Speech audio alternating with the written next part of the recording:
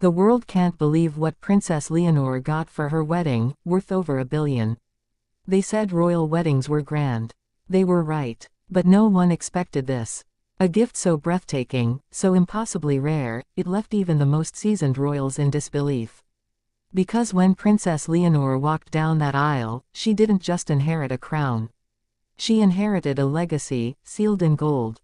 The cameras flashed. The choir sang. Spain held its breath. Princess Leonor, radiant in a gown shimmering like starlight, took her father's arm. But beneath the ceremony, behind the calm poise of the royal family, whispers spread like wildfire. What had the king prepared for his daughter? Why were private vaults in Madrid suddenly under heavy guard? And why had the royal treasury issued no official comment for weeks leading up to the wedding? This wasn't just another royal wedding. This was history being written in gold. For months, rumors had swirled, a priceless artifact, an ancient royal treasure, perhaps something from the vaults of the old Spanish Empire. Yet even those closest to the family couldn't imagine the truth. It began years earlier, long before Leonor was even born.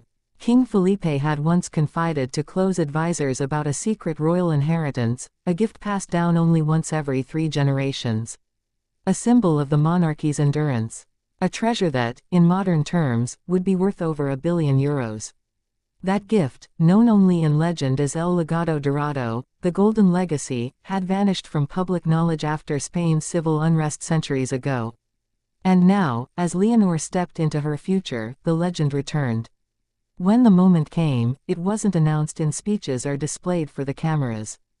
It happened quietly, almost reverently, away from the flashes of journalists. Inside a sealed chamber beneath the royal palace, King Felipe and Queen Letizia presented Leonor with a golden chest, crafted in 1643, etched with the seal of King Philip IV himself. Inside, an astonishing sight. 12 golden crowns, each representing a kingdom once united under Spain's empire. Each crown studded with rare pink diamonds, Colombian emeralds, and sapphires mined from the very regions that once defined Spanish power. But that wasn't the only treasure.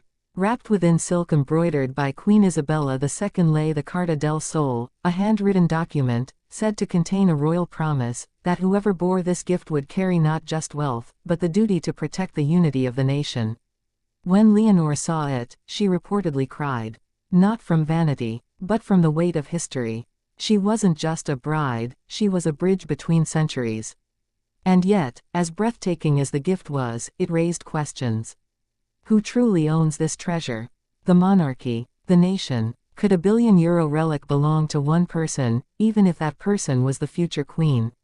The debate ignited across Europe. Critics called it opulence in the face of austerity.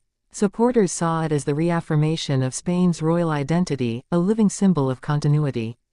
Behind palace doors, tensions quietly grew.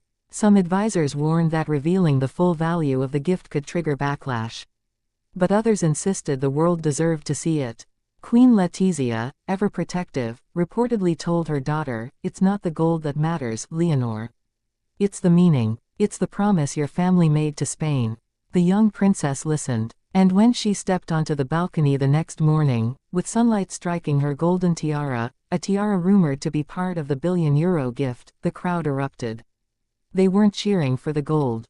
They were cheering for what it represented: renewal, hope, continuity. But the story didn't end there. Because beneath the gleam of ceremony, something else surfaced. Hidden among the crowns was a small golden key, no larger than a child's palm. Its purpose, unknown. Its inscription, just 3 words, "Para la reina venidera," for the queen to come. Historians scrambled to decode it. Some said it opened a secret vault beneath the royal monastery of El Escorial. Others believed it was symbolic, a key to the kingdom itself. But those who know the palace best say that Leonor kept the key close, never speaking of it, wearing it secretly beneath her wedding gown on a fine chain. As weeks passed, stories multiplied. Billionaires offered to appraise the gift, but the royal family declined every offer. Experts estimated its combined historical and material worth exceeded €1 billion, making it not just the most expensive royal wedding gift in modern history, but possibly the most valuable private heirloom in existence. But beyond the glitter and the gold, there was something deeper. Leonor's acceptance of that gift wasn't about wealth.